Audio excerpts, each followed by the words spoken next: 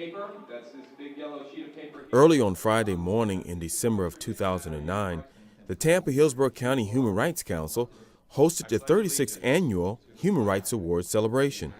People from all walks of life came together to uphold one ideal. And today our gathering is really a gathering of human differences, but also so many commonalities around the theme and things that we really all hold dear, and that's human rights. One major reason behind the celebration is to recognize unsung heroes and those individuals determined to make a difference. My passion is about children, about what happens to children today. And children are our future. We need to see that. Children are our future. Children have rights too, and sometimes we forget that children have rights too. All children are important regardless of race, ethnicity, nationality, or social class.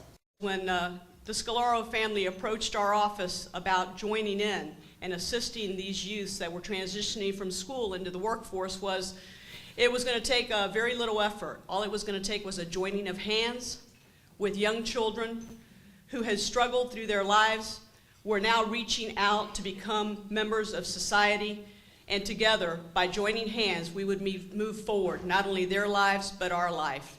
This has been the most rewarding experience that the Office of the Public Defender has had, and the real recognition goes to those people in my office that have helped these lives of these children. If more people would volunteer to help and to serve other people, wouldn't it be a better world? Thank you very much. Every year, the council holds an essay contest based on the theme of the celebration. This year's theme was Human Rights of Hope, Our Future Speaks Out Now. The first place award went to Amy Chung of King High School.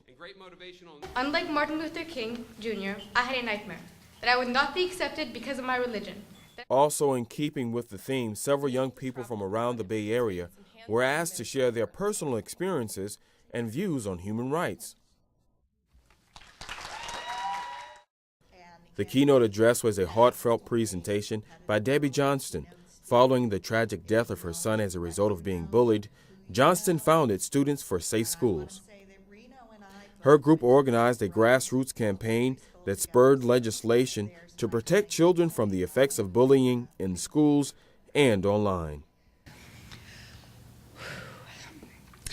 In a time when a lot of people my age were seeking to define themselves, I never had a question. It was really simple. I was a mom, I was a wife, I was a teacher. That said it all. But because of what one student did, and did so well, and for so long, that identity has virtually ceased to exist. And now, I'm simply Jeff's mom. I wish Jeff could be here to speak to you, because he would have done it so well. But in a way, if we had, we would have had other victims and would continue to have victims, because just like they told him, even younger than our Reno is now, people would say, that little boy is going to change the world. Ahmed Badir, president of the Human Rights Council, believes promoting human rights and justice is everybody's business. We'd like to tell the listeners in the city of Tampa to come out and support the Human Rights Council, and to get involved, attend our meetings, find out what's going on.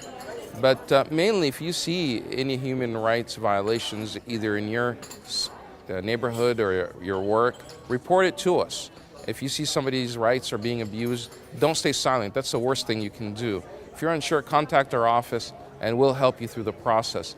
But one thing that we should not do in 2010 is remain silent in the face of hatred or discrimination. We have to work together to end discrimination and celebrate our diversity, get to know your neighbors, and get involved in your community.